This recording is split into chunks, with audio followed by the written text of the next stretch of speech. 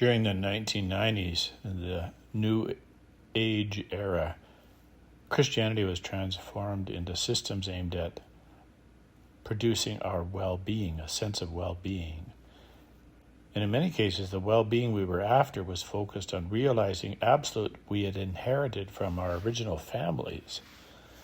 There are many absolutes that come to us from our infancy, habits formed in times of discontent by virtue of the different roles we had to assume, compensations that we yearned for, deficiencies that we experienced and compensated for in different fashions. And we defend these absolutes every time we say, that's just the way I am. It's true, our parents and childhood shape much of who we are today, but if we keep obeying the dictates of these infantile structures, we are never going to arrive at our real capacity for loving according to God.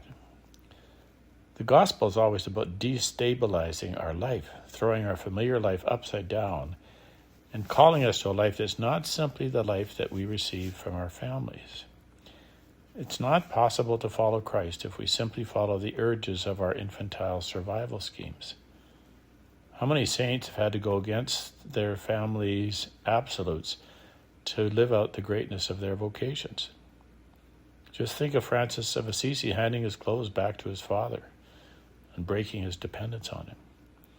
This is the generativity that we're called to be born into a new life, to pass from the life given to us by our parents to a life that's born from above, as Jesus tells Nicodemus, to live under a different Father. Because we've often diminished Christianity as something horizontal, something that suits our material interests, we end up reducing it to a moral message and nothing more.